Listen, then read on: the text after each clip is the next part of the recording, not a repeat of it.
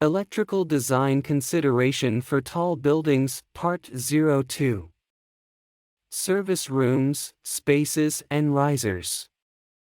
In any building, service rooms and spaces present a design coordination challenge. The architect will strive to maximize the use of space for which the building is being provided and will attempt to minimize the space loss caused by service spaces.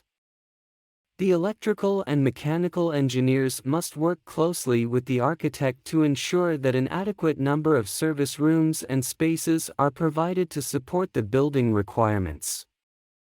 They also must ensure that these spaces are large enough and practically located, that is, close to the point of utilization. The location must allow for easy movement of equipment in and out of the room and to the outside. Finally, the spaces must be configured to accept the equipment they are to house and provide sufficient space for equipment maintenance. The architectural design will include service cores such as elevator shafts, electrical and telecommunications rooms, mechanical rooms and risers, garbage and linen chutes and other such utility spaces. The cores may extend the complete height of the building or they may rise to a specific level and then transfer and continue in a different location. Where such an offset occurs, the engineers must find a horizontal space in which the services can be transferred to the new location.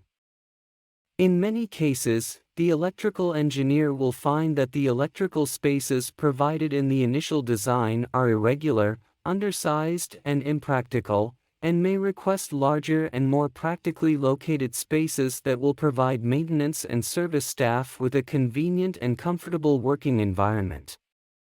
The architect will accommodate these requirements as long as the loss of usable space is minimized and the overall building costs are not increased.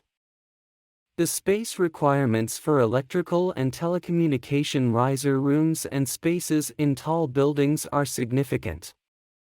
These rooms will house equipment for many different systems, including power distribution panels, feeder and plug-in busways, lighting control panels, emergency lighting supply panels, fire alarm transponder panels and their associated battery cabinets, security system equipment, voice and data distribution racks and cabinets, building management system panels and cable and conduit risers.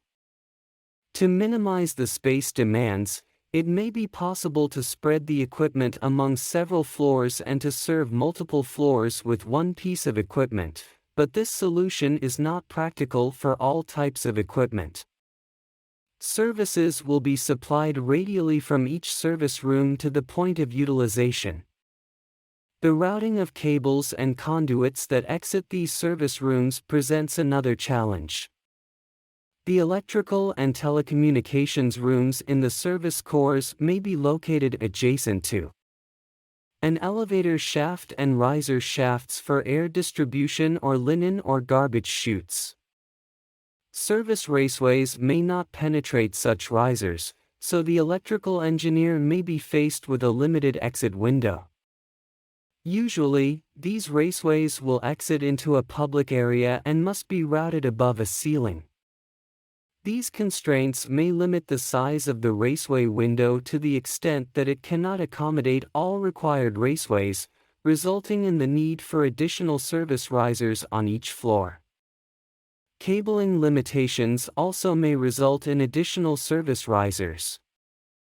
The length of power distribution conductors will be limited by overall voltage drop. Horizontal telecommunication cables are limited to a maximum length of 295 feet to comply with acceptable standards. So the architect and engineer must work together closely so that the electrical equipment can be accommodated and safely serviced without excessive loss of usable space. This requires a significant amount of cooperation and compromise from both parties.